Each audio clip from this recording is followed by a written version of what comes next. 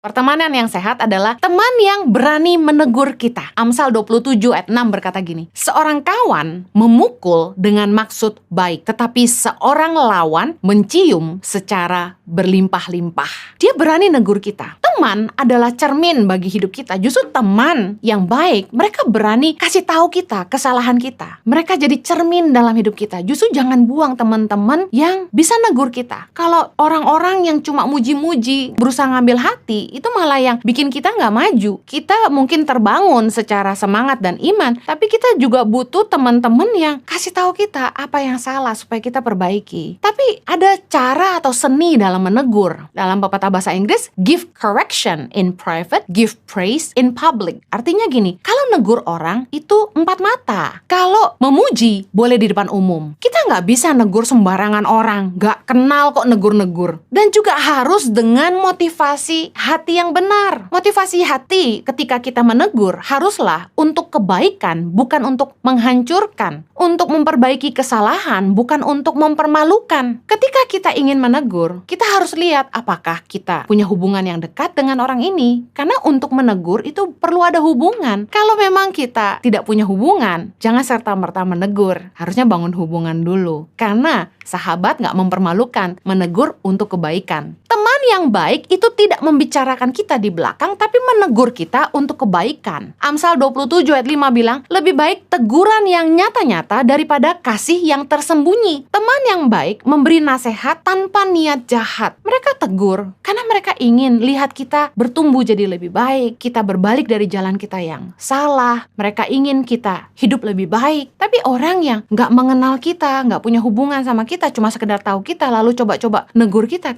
pasti nggak akan terima. Teman yang baik yang nggak membicarakan kita di belakang, tapi justru negur kita di depan untuk kebaikan. Saat kita jatuh, sekalipun katakan jatuh dalam dosa, teman yang baik itu mendoakan kita dan menasehati kita, bukannya menceritakan kesalahan kita kemana-mana. Amsal 17 ayat 9, siapa menutupi pelanggaran mengejar kasih, tetapi siapa membangkit-bangkit perkara menceraikan sahabat yang karib. Ada toleransi dalam hubungan di mana kita tahu nggak ada yang sempurna. Contoh, pembantu di rumah mau cari yang perfect ya pakai robot, tapi ada yang nggak sempurna. Mereka nyapu mungkin kurang bersih, ngepel mungkin kurang bersih, mungkin bersihin kamar mandi kurang bersih, mungkin nyetrika kurang lurus, bahkan mungkin cuci baju masih ada yang luntur. Nggak ada yang sempurna. Ada orang yang masak sebentar enak sebentar enggak. Sama dengan persahabatan, mana ada sahabat yang sempurna nggak pernah salah. Kalau kita mengasihi sahabat kita, harusnya kita bisa memahami, bisa menerima seseorang lebih dan kurangnya. Kalau orang cuma mau terima bagusnya kita, mereka bukan sahabat kita. Justru seorang sahabat bisa terima kita apa adanya, baik dan kurangnya kita, positif dan negatifnya kita. Mereka tegur kita, tapi mereka tetap sayangi kita. Teman yang justru ngungkit-ngungkit kesalahan, ceritain kita kemana-mana, nggak layak dipertahankan. Teman yang sungguh-sungguh mengasihi kita, pasti akan mengampuni kita. 1 Petrus 4 ayat 8. Tetapi yang terutama, kasihilah sungguh-sungguh seorang akan yang lain, sebab kasih menutupi banyak sekali dosa. Kadang-kadang kita perlu merem dikit lah kepada kesalahan-kesalahan kecil yang harus dipahami gitu. Nggak perlu terlalu emosi, marah, meledak-ledak. Kalau kita memang mau belajar mengasihi, kita mau belajar memahami gitu. Kasih akan membuat kita mau memahami kelemahan orang. Orang yang hanya mau bagusnya kita, berarti bukan teman kita. Mereka cuma orang-orang yang menikmati karya-karya kita. Mari bijaksana memilih teman. Jangan habiskan waktu